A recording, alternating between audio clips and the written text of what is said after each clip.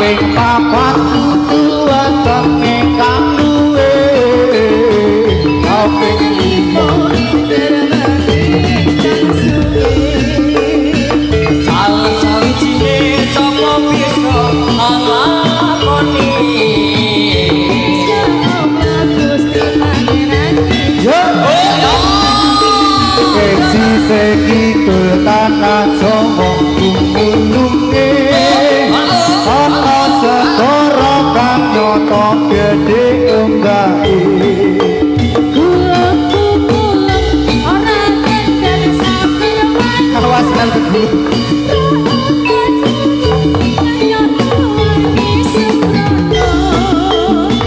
kreta ketana